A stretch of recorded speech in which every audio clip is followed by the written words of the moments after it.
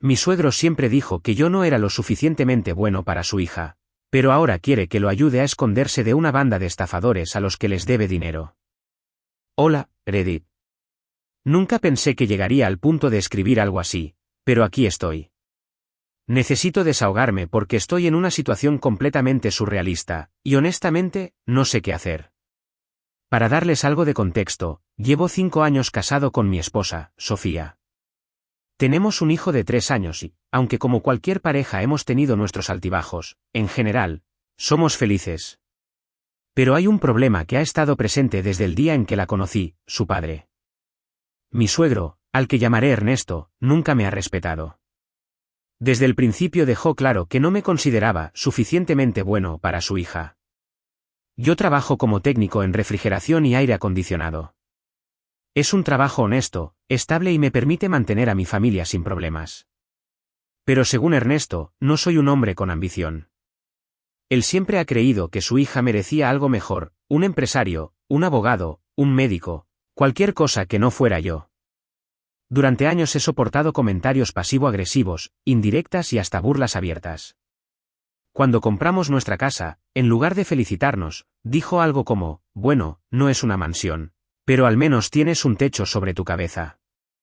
En cada reunión familiar, se las arreglaba para menospreciarme delante de todos, y aunque Sofía lo defendía, nunca hubo una disculpa real. Pero todo eso se quedó en segundo plano cuando, hace 3 días, se presentó en nuestra casa, temblando como una hoja. Era de noche, y Sofía y yo ya nos preparábamos para dormir cuando escuchamos golpes desesperados en la puerta. No era un golpeteo normal, sino más bien como si alguien estuviera a punto de derribarla. Cuando abrí, me encontré con Ernesto, sudando, con la camisa arrugada y una expresión de puro pánico en el rostro. Necesito ayuda, dijo, casi sin aliento. Me están siguiendo. Verlo en ese estado fue impactante.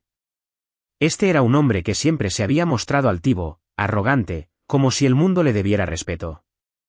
Ahora, estaba suplicando. Dejé que entrara, y mientras Sofía le traía un vaso de agua, me contó su historia. Le debía dinero a la gente equivocada. Resulta que Ernesto había estado involucrado en un negocio que terminó siendo una estafa. Según él, todo comenzó con una oportunidad de inversión en bienes raíces que prometía altos rendimientos. Se asoció con un grupo de personas que supuestamente tenían contactos, pero al final, todo resultó ser un fraude.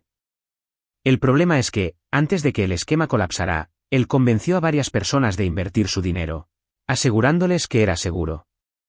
Y ahora, esos inversionistas no solo querían su dinero de vuelta, sino que algunos de ellos eran peligrosos. Gente con conexiones en el crimen organizado.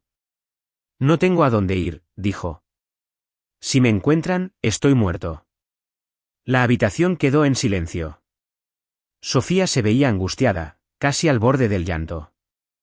Yo, en cambio, solo sentía rabia. Este era el mismo hombre que durante años me trató como basura. El mismo que me humilló en cada oportunidad que tuvo. Y ahora, ¿esperaba que lo ayudara? Lo primero que pensé fue echarlo de mi casa. No era mi problema. Él se metió en esto, que él lo resuelva. Pero cuando miré a Sofía, supe que no sería tan fácil. Por favor, amor, susurró ella, tomando mi mano. Es mi padre. Ahí estaba el dilema. Por un lado, este hombre nunca me ha mostrado un ápice de respeto.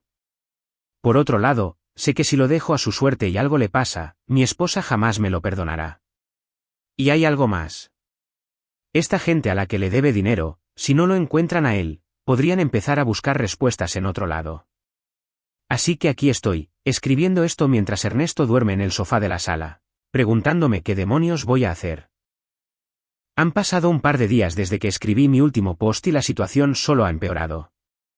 La verdad, esperaba que Ernesto encontrara otra solución o que, de alguna manera, este problema desapareciera, pero parece que el destino no me quiere dar un respiro.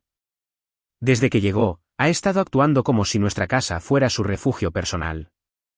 Ni un simple gracias ha salido de su boca. En cambio, sigue con esa actitud de siempre, dando órdenes, exigiendo cosas y actuando como si fuera su derecho estar aquí. Pero lo que más me molesta es que sigue menospreciándome incluso en esta situación. Ayer en la mañana, Mientras preparaba café, lo escuché murmurando algo a Sofía en la cocina. Me acerqué lo suficiente para escuchar lo que decía: no sé por qué sigues con este tipo, hija. No tiene lo necesario para protegerte. Me quedé congelado. ¿De verdad estaba diciendo eso mientras se escondía en mi casa porque lo estaban cazando? ¿Cómo podía seguir viéndome como un inútil cuando literalmente soy la única razón por la que sigue respirando en este momento? Esa fue la primera señal de que esto iba a salirse de control. Más tarde, mientras trabajaba desde casa, noté un auto negro estacionado al otro lado de la calle. Al principio no le di importancia, pero después de un par de horas, el auto seguía ahí. No vi a nadie entrar ni salir. Solo estaba ahí, como esperando. Intenté ignorarlo, pero luego recibí una llamada de un número desconocido.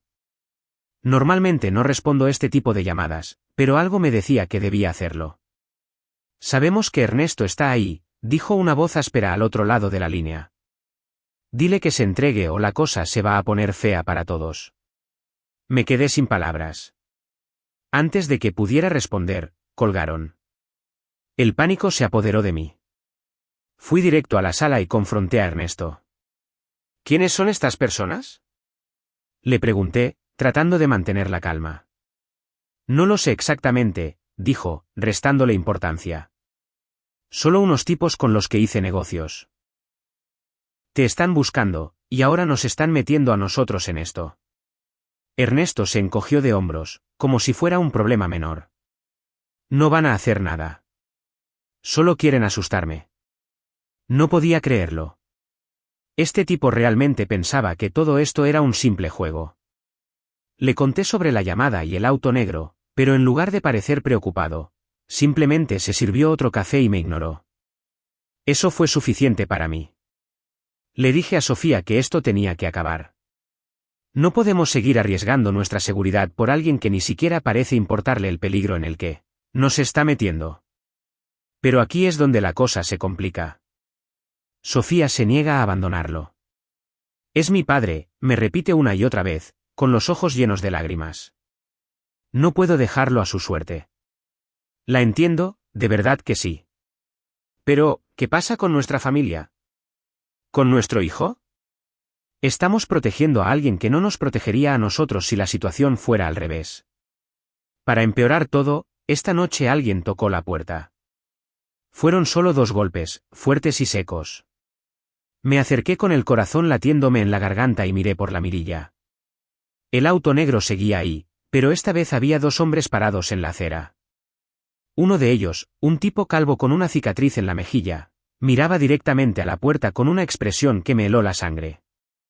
No abrí. Apagué todas las luces y me quedé en silencio. Después de un par de minutos, los hombres se fueron, pero el auto siguió ahí. No puedo más.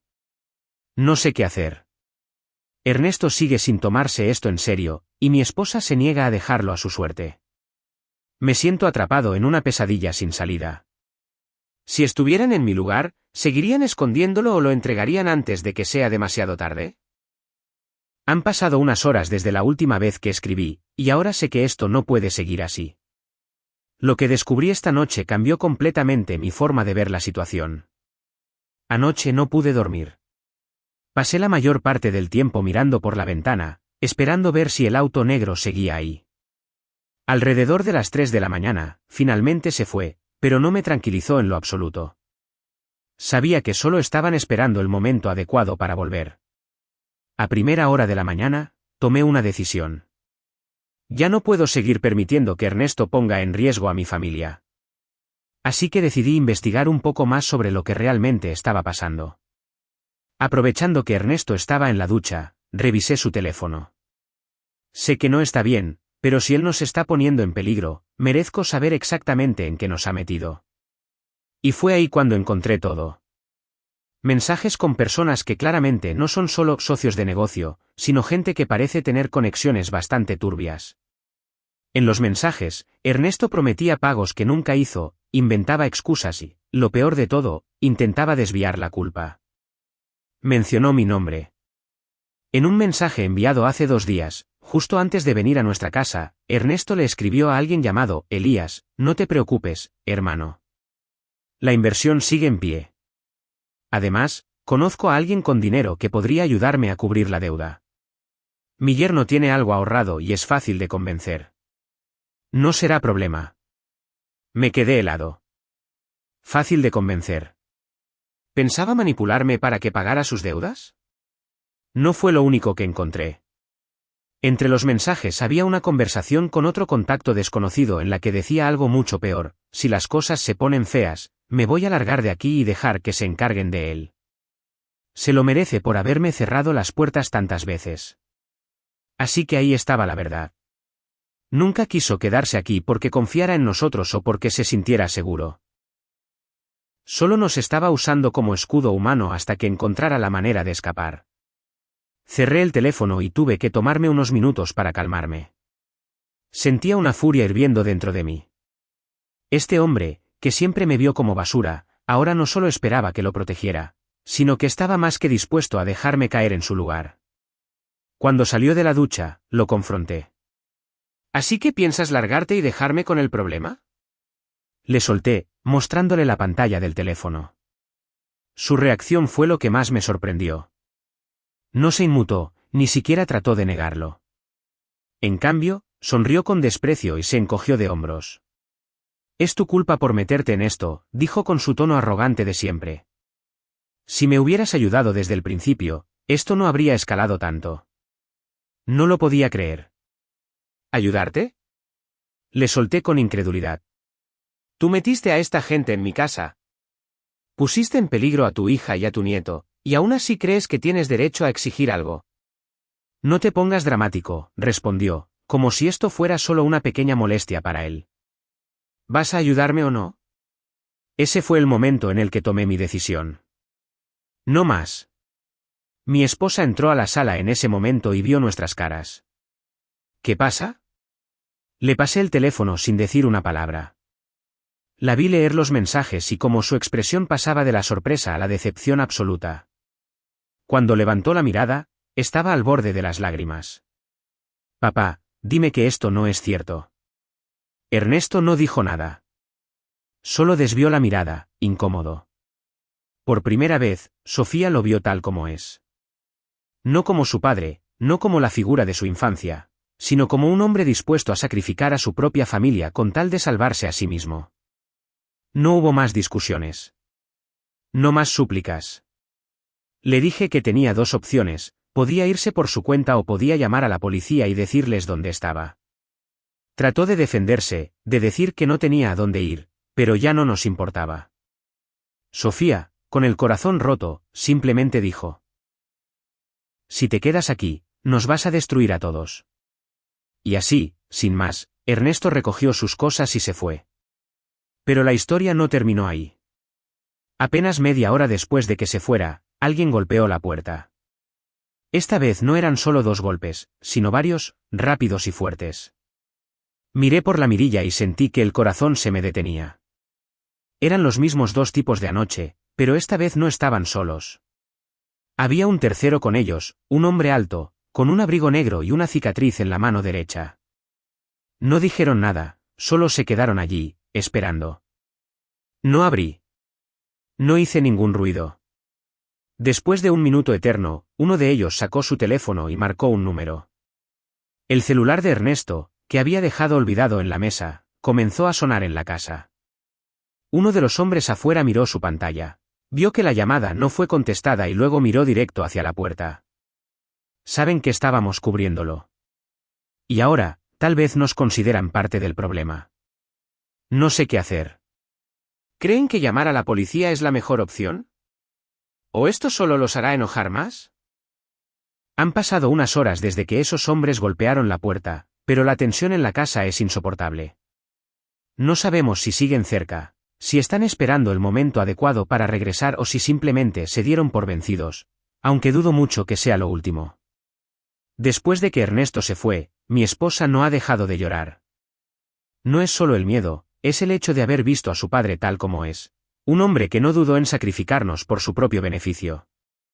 Aún así, la culpa la está destrozando. Sé que en su mente sigue siendo su papá, y una parte de ella quiere creer que no tuvo opción, que fue arrastrado a esto, que no es un villano sino una víctima de sus malas decisiones. Pero yo sé la verdad. Mientras tanto, yo no he parado de pensar en qué hacer. Si llamo a la policía, puede que estos tipos se asusten y se alejen, o puede que se lo tomen como una declaración de guerra. Lo que sí sé es que estamos en peligro. No importa que Ernesto ya no esté aquí, ellos no saben que lo echamos. Desde su punto de vista, todavía estamos encubriéndolo, protegiéndolo. Mi esposa y yo discutimos sobre qué hacer. Ella quiere que busquemos a Ernesto, que lo convenzamos de entregarse, pero yo sé que eso no servirá de nada. Ese hombre solo se preocupa por sí mismo, y si nos arriesgamos a buscarlo, podríamos ser nosotros los que terminemos en problemas. Y entonces, el golpe final llegó. Hace una hora, recibí un mensaje de un número desconocido. Solo decía, sabemos dónde vives. Nos diste la espalda. Tienes hasta mañana para arreglar esto. No especificaron qué significa arreglar esto, pero no necesito una explicación. No están hablando de Ernesto. Están hablando de mí. Le mostré el mensaje a Sofía, y su rostro se puso pálido. Me tomó de la mano, y con la voz temblorosa, dijo, tenemos que salir de aquí. Pero, ¿a dónde ir? No podemos simplemente desaparecer. No tenemos familia cercana en otra ciudad, no tenemos a dónde correr sin levantar sospechas. Y lo peor de todo. ¿Qué garantía tenemos de que irnos resolverá el problema? Si ya saben quién soy y dónde vivo, no tardarán en encontrarme otra vez. Así que tomé una decisión, no vamos a huir. Si lo hacemos, estaremos huyendo para siempre. Llamé a un viejo amigo que es abogado y le expliqué, con mucho cuidado, lo que estaba pasando. Le dije que temía por mi seguridad, que unas personas estaban acosándome por un problema en el que no tenía nada que ver. Me aconsejó que fuera a la policía de inmediato, pero también me advirtió que si estas personas realmente tienen conexiones en el crimen organizado, podría no ser tan sencillo como simplemente denunciarlos y esperar que desaparezcan. Pero hay algo más. Algo que me dijo y que me dejó helado. Si saben tu nombre, es porque alguien se los dio. Si te están amenazando directamente, es porque te han puesto en la lista de deudores. ¿Qué significa eso? Pregunté, aunque en el fondo ya lo sabía. Que Ernesto no solo te usó como escudo. Probablemente te puso a ti como su reemplazo. Mi cabeza comenzó a dar vueltas. Esto significaba que, en su desesperación por escapar, mi suegro no solo se fue, sino que les dio mi nombre. Quizás les dijo que yo me haría cargo de la deuda, o peor aún, que yo estaba involucrado. No podía creerlo. Ese desgraciado me vendió para salvarse a sí mismo. No hay vuelta atrás. Ahora no es solo un problema de Ernesto. Es mi problema. Así que tengo dos opciones, ir a la policía y denunciar lo que está pasando, con el riesgo de que estos tipos se enojen aún más. Tratar de negociar, aunque no tengo idea de qué quieren exactamente de mí. Sofía está asustada y no deja de pedirme que tomemos nuestras cosas y salgamos de aquí, pero no quiero vivir con miedo el resto de mi vida. No sé qué hacer. No tengo mucho tiempo para escribir esto, pero necesito contar lo que acaba de pasar. Sé que algunos me dijeron que debía ir directamente a la policía, otros que intentara negociar. Al final, hice lo que pensé que era lo mejor. Después de leer sus comentarios, decidí que no podía seguir esperando a que esto explotara en nuestras caras. Si esos tipos realmente pensaban que yo era el reemplazo de Ernesto, entonces tenía que dejarlo claro. No les debía nada. Pero también sabía que si iba a la policía sin pruebas concretas, podrían no tomarme en serio o, peor aún, podría ponerme en la mira aún más. Así que tomé un riesgo. Hoy temprano, después de dejar a mi esposa y a mi hijo en casa de un amigo de confianza, volví a mi casa solo. Sabía que si querían hablar, me encontrarían. Y así fue. No pasaron ni 2 horas cuando sonó el timbre. Miré por la mirilla y ahí estaban, los mismos 3 hombres, pero esta vez con un cuarto tipo. No tenía cara de matón, vestía bien, con un abrigo largo y gafas de sol, como alguien que da órdenes y no las ejecuta. Respiré hondo y abrí la puerta. Sabemos que Ernesto ya no está aquí, dijo el tipo del abrigo, sin rodeos. Pero su deuda sigue en pie. Lo miré directo a los ojos y traté de mantener la calma. No tengo nada que ver con los negocios de Ernesto. No les debo nada. El hombre sonrió, pero no era una sonrisa amigable. Eso no es lo que nos dijo él. Según lo que sabemos, tú y él son familia. Y si él no puede pagar, bueno, alguien tiene que hacerlo. Ahí estaba. Lo que ya sabía. Ernesto me vendió. No voy a pagar una deuda que no es mía, dije con firmeza. El tipo se rió. No estamos aquí para discutir. Estamos aquí para hacerte entender algo. Nos importa poco quién pague, mientras el dinero llegue. Y no queremos esperar demasiado. Me lanzó una tarjeta con un número escrito a mano. Tienes 48 horas para encontrar el dinero. Si no, bueno, sería una lástima que algo le pasara a tu esposa y a tu hijo. Mi sangre se congeló. No respondí. No iba a darles el gusto de verme temblar, así que simplemente cerré la puerta. En cuanto se fueron, llamé a la policía. Esta vez no hubo dudas. Les conté todo, mostré los mensajes de Ernesto, la amenaza, la tarjeta con el número. Para mi sorpresa, se lo tomaron en serio. Resulta que estos tipos ya estaban en su radar por otras actividades ilegales, pero nunca habían logrado atraparlos con pruebas sólidas. Mi denuncia les dio una excusa para empezar a investigarlos. Pero aquí viene la parte más jodida. Hace unas horas, recibí una llamada. Un número desconocido. Contesté con el corazón latiéndome a 1000. No debiste hacer eso, dijo la misma voz de antes. Ahora lo harás más difícil para todos. Colgaron. Lo siguiente que supe fue que encontraron a Ernesto. La policía lo encontró en un motel fuera de la ciudad. Estaba golpeado, con el rostro hinchado y apenas podía hablar. Lo llevaron al hospital bajo custodia, porque al parecer, además de deber dinero, estaba metido en más fraudes de los que nos había contado. Y lo peor, uno de los policías me dijo que cuando lo encontraron, apenas pudo hablar, pero lo primero que dijo fue, no fue mi culpa, mi yerno me metió en esto. El muy cabrón trató de echarme la culpa hasta el último momento. Ahora estoy esperando. La policía me puso en contacto con un oficial de protección, y por ahora estamos quedándonos en casa de un amigo. No sé qué pasará después. No sé si estos tipos se calmarán ahora que la policía está involucrada o si esto es solo el comienzo. Pero una cosa es segura, Ernesto ya no es nuestro problema. La pregunta es, ¿realmente esto terminó? Si te ha gustado la historia dale like y suscríbete para más historias de Reddit.